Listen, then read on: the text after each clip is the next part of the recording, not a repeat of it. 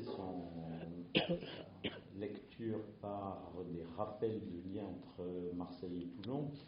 Alors, je vais commencer par Bernard Pardoe, qui était un joueur de football qui a joué dans les deux clubs, et à l'Olympique de Marseille et à Toulon, qui était un joueur extraordinaire, parce qu'il n'avait pas de grande qualité technique, mais il avait un mental qui, si j'ai bien compris quand même, est une marque de fabrique de Toulon quand je dois jouer l'équipe de rugby. Alors, en termes médicaux, c'est relativement simple, puisque j'ai réalisé des consultations d'oncogénétique à l'ancien hôpital Fompré et que Xavier a réalisé des consultations d'oncogénétique à l'Institut Paul-Calmette, ce qui marque donc une certaine proximité des acteurs et sans doute des structures. Donc l'intervention aujourd'hui qu'on m'a demandé de traiter, c'est quelle place pour l'hérédité. Et avec Xavier, donc Xavier va vous parler de pendant la maladie, et donc moi en gros je vais vous parler d'avant la maladie. Alors très rapidement, mon rappel de conflit d'intérêt, donc je suis consultant pour le laboratoire Roche. J'ai l'habitude de dire que je limite volontairement les revenus que me verse le laboratoire Roche à moins de 10% de mes revenus globaux, de façon à ce que vous puissiez avoir confiance dans 90% de ce que je vais vous raconter aujourd'hui. Alors, deux questions, parce que bon, c'est un sujet très vaste. Une question itérative. Quels sont les patients qui doivent bénéficier de consultations d'oncogénétique? Et puis un petit point de prospective, ce que va devenir l'oncogénétique. Alors, pour tous ceux qui connaissent la cancérologie, le mode d'apparition de cette maladie, c'est l'accumulation dans une seule cellule d'événements infracritiques, que sont les mutations, et l'accumulation d'événements infracritiques, au bout d'un moment, va aboutir à la masse critique, c'est-à-dire c'est une sorte de boîte qui se remplit progressivement. Pour que le cancer arrive, il faut que la boîte soit pleine. Et ce mécanisme d'apparition de la maladie se retrouve dans la courbe d'apparition de cette maladie, qui est une courbe exponentielle avec l'âge, qui traduit la nature de ce phénomène accumulatif.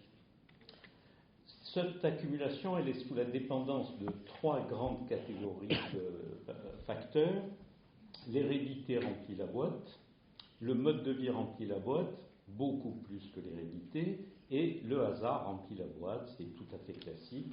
La publication récente dans Science qui a mis en avant ce facteur comme si c'était une découverte, alors que tout le monde sait depuis longtemps qu'il y a une part de hasard dans l'apparition de cette maladie, ce qui rend impossible ce rêve, cette illusion ou ce mensonge que l'oncogénétique en particulier serait capable de dire vous ferez un cancer, vous ne ferez pas de cancer.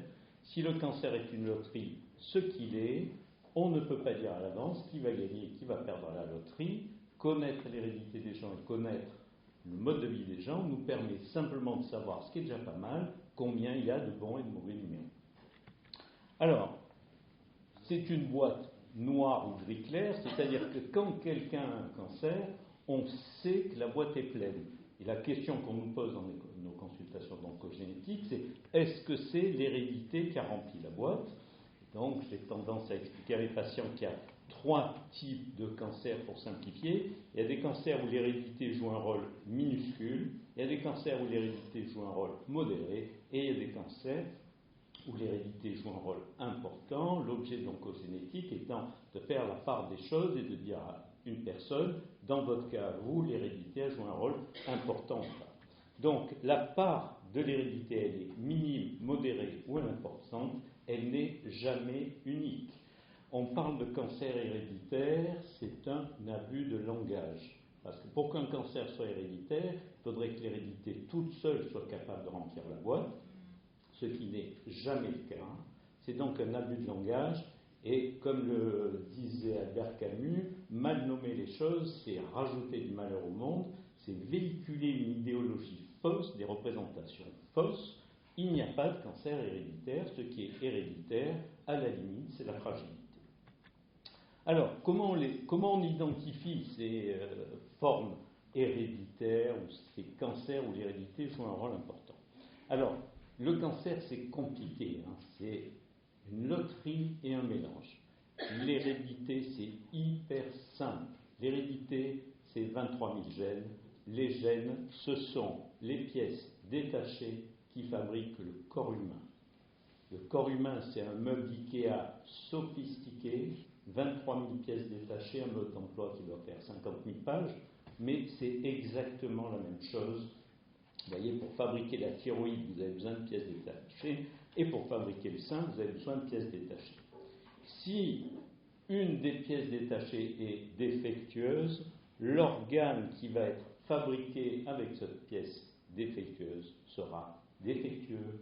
Dans la vie, ça s'appelle un défaut de fabrication. Donc mon métier d'inspecteur de la qualité des usines de chez Renault, c'est de dire, j'ai une panne devant moi, est-ce que je pense que c'est un défaut de fabrication ou pas? J'avais 3 critères principaux. Premièrement, est-ce qu'il y a beaucoup de pannes? Est-ce qu'il y a beaucoup de cancers dans la famille? C'est un très mauvais critère, mais c'est le critère que les personnes ont comme représentation principale. Ils viennent me voir parce qu'il y a beaucoup de cancers dans la famille. Il se trouve que c'est un mauvais critère. Les 2 bons critères sont les suivants. Est-ce que c'est tout le temps la même panne que l'on voit? Et le meilleur de tous, c'est le 3e critère, parce qu'un cancer du sein à 25 ans et un cancer du sein à 80 ans, c'est une panne sur une voiture qui a fait 10 000 km ou 150 millions de kilomètres. L'hypothèse du défaut de fabrication est sans doute plus probable à 25 ans. Donc c'était, vous voyez, pour que les gens comprennent pourquoi je ne leur fais pas de prise de sang, parce qu'ils viennent pour la prise de sang avec la mythologie qu'il y a autour. Et puis, donc ça c'était les 3 critères, et puis maintenant on en a d'autres, si vous voulez. Maintenant, quand on voit la panne, cancer du sein triple négatif, on est capable de voir en regardant la cellule cancéreuse quel est le chemin qu'a emprunté la cellule normale pour arriver à la cellule cancéreuse, et donc on a comme ça des indicateurs somatiques, que ce soit dans le sein ou dans le côlon. Après, je n'ai pas le temps de détailler, mais quand Anthony vous a parlé de son programme, il arrive que dans son programme, de temps en temps, on voit des anomalies génétiques qu'on ne cherchait pas, dont on a de bons arguments pour penser qu'ils sont constitutionnels, donc ce qu'on appelle en médecine des incidentalomes. On découvre quelque chose que l'on ne cherchait pas, et donc là la gestion est très complexe, ça fera l'objet de débats sans fin à l'avenir. Alors voilà en gros pour vous dire qui vous devez nous envoyer en consultation toutes les pannes qui ressemblent à des défauts de fabrication. Alors maintenant, comment cette oncogénétique qui existe depuis plus de 20 ans, comment va-t-elle évoluer? Ça, c'est ma propre représentation du futur. Hein. C'est-à-dire que la main invisible qui nous dit vers où aller, ben, elle n'est peut-être pas si innocente que ça. Et deuxièmement, on ne sait pas trop où on va, mais la modernité, c'est d'y aller très vite. Et les progrès technologiques vont beaucoup plus vite que la régulation. Alors, l'oncogénétique de demain, on va tester plus de gènes pour plus de pathologies, chez plus de personnes et plus vite. Bon, maintenant, un de mes maîtres à penser, Ivan Illich, nous a appris que plus n'est pas mieux. Et de toute façon, on va vers plus. Alors, déjà, quand même, ça c'est très rassurant pour nous, hein, que ça vienne. C'est qu'il y a une étude de 2015 qui dit en gros, dans certaines populations, il faut tester les gens au kilomètre pour identifier des mutations BRCA. Et pourquoi? En cause des réductions de coûts. Et comme vous pouvez le voir sur cette diapositive issue de cet article, le coût du conseil dit génétique, je déteste, hein, c'est un conseil médical. Donc le coût du conseil, expliquer aux gens qu'est-ce qu'on va faire, qu'est-ce qu'on va trouver, qu'est-ce qu'on peut faire, devient équivalent au coût du test. Et donc, ce que je prédis dans ma petite boule de cristal, c'est que nous allons passer d'une situation où le goulot d'étranglement, la part limitante était la technologie, à un goulot d'étranglement médical, c'est le conseil qui va manquer. Alors, ça se passait comment avant? Avant, on avait en gros 2 catégories de personnes.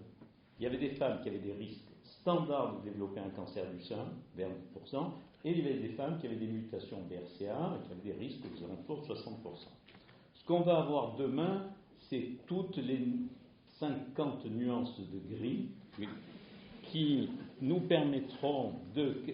Alors, j'ai un de mes amis qui boit beaucoup de pastis, qui m'a dit c'est 51 nuances de jaune. Mais bon, plutôt, comme vous pouvez le voir, on va être capable d'identifier non seulement des femmes qui ont des risques de 40%, vous voyez, proches de BRCA, avec d'autres configurations qui mutation BRCA, et également, de manière assez intéressante, on va être capable mécaniquement d'identifier des femmes dont le risque de faire un cancer du sein est largement inférieur à 10%.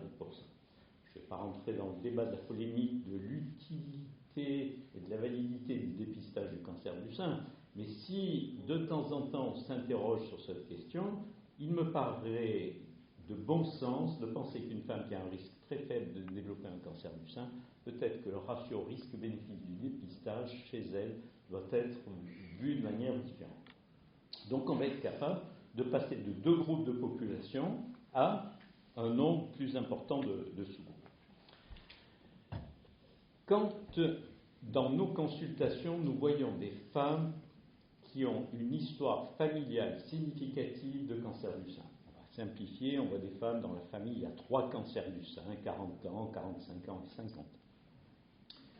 Quand on analyse ces femmes, je prends les rapports de l'Institut national du cancer, en 2009, il y en avait environ 20% qui avaient une mutation BRCA1, c'est-à-dire qu'en 2009, une femme sur 5 voyait son histoire familiale expliquée par ces fameuses mutations BRCA1, BRCA2.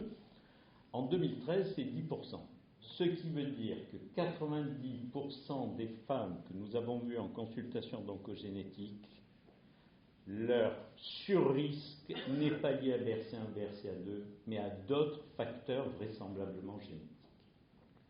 Et donc, ce qu'on peut... Alors là, je vous donne les mêmes chiffres en valeur absolue, c'est-à-dire que en 2013, en France, on a vu 7200 familles avec beaucoup de cancer du sein et certainement un surrisque de développer un cancer du sein chez les apparentés, qui n'était pas lié à BRCA2, c'est-à-dire qu'on n'est pas capable d'identifier la signature du surrisque, qui existe, et on est capable d'anticiper que le surrisque existe, mais est moindre, c'est-à-dire que si j'avais des outils qui existent déjà, mais s'ils étaient disponibles, valides, je serais capable de dire à ces femmes, bon, vous, votre risque, c'est pas 60% comme Angelina Jolie, mais c'est 25%, 30%, ce qui est quand même 2 ou 3 fois plus que le risque en population standard. Et c'est un problème quantitativement considérable. Ce que je veux vous dire, c'est que la gestion du risque BRCA1, BRCA2 porte sur un nombre extrêmement restreint de personnes, alors que la gestion du surrisque d'origine héréditaire non BRCA1, BRCA2 est 10 fois plus importante. Alors, cette gestion des risques, vous voyez, BRCA1, BRCA2, la gestion des risques, une femme qui est identifiée comme ayant une mutation BRCA1, BRCA2, cette gestion, elle est normée, on sait ce qu'il faut faire, c'est consensuel, c'est validé. Bon. Comme vous pouvez le voir, ça porte sur un nombre relativement faible de personnes. La gestion des femmes à histoire familiale significative sans mutation BRCA1, BRCA2, elle est floue, discutée entre les équipes et incertaine dans son efficacité. Nous avons à l'Institut Paoli-Calmette, comme ailleurs, la solution universelle à la gestion de situations floues, discutées, incertaines. Nous avons une RCP pour gérer ces femmes.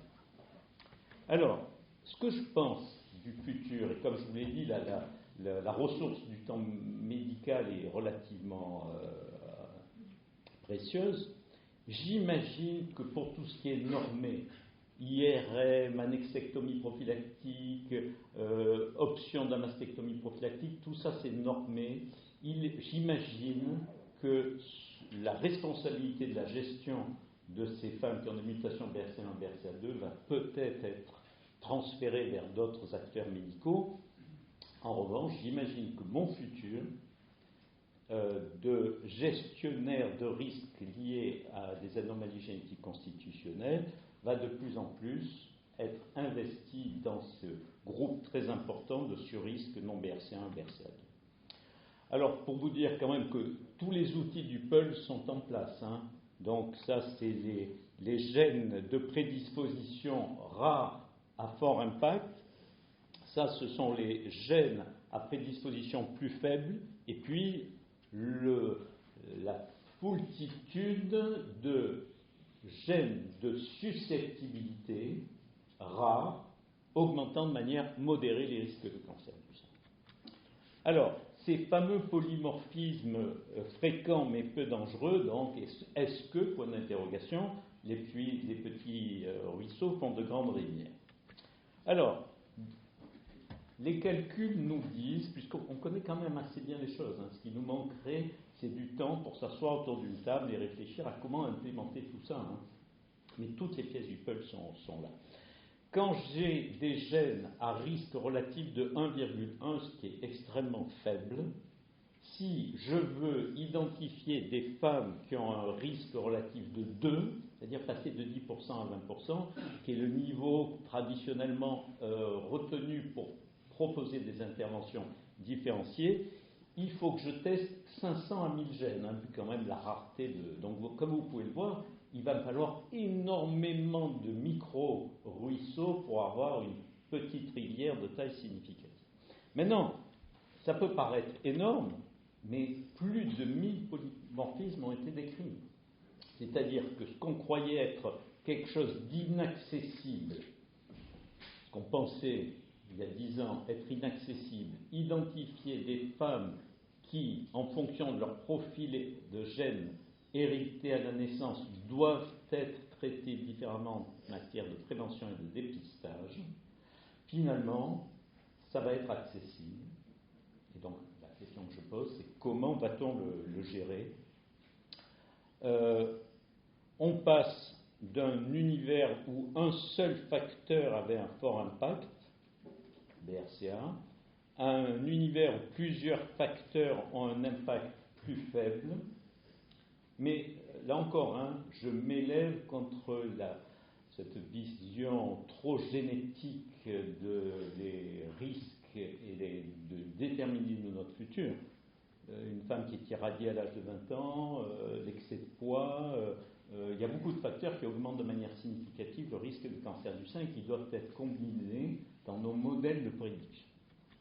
Le point clé, c'est quand j'ai deux polymorphismes, deux gènes de susceptibilité qui ne sont pas de prédisposition, et que je les mets ensemble, quel est leur modèle d'interaction? En théorie, il y en a 4. La compétition, c'est parfait, ça veut dire qu'ils s'annulent, c'est théoriquement possible. La saturation, c'est tout à fait possible également, c'est-à-dire que le risque induit par deux facteurs de risque, c'est le risque du plus important. Le modèle additif, c'est le modèle des fainéants, c'est-à-dire je fais partie, hein, c'est-à-dire quand je ne sais pas, je dis ben, ça doit s'additionner. Et puis il y a des facteurs en synergie, c'est-à-dire qu'il y a une identification du risque. Des travaux très importants doivent être faits justement pour nous permettre d'être capables de connaître l'interaction de plusieurs facteurs de risque. Ça tombe bien, il y a plusieurs outils. Il y a à la fois des outils d'analyse génétique, mais il y a également des nouveaux outils statistiques. Il y en a un que je trouve intellectuellement intéressant qui s'appelle, son nom veut bien dire ce qu'il veut dire, l'analyse du chemin causal. Donc ça c'est super intéressant parce que justement ça vous permet de vous donner une idée des interactions entre les facteurs. Voilà, je t'ai terminé, je vous remercie.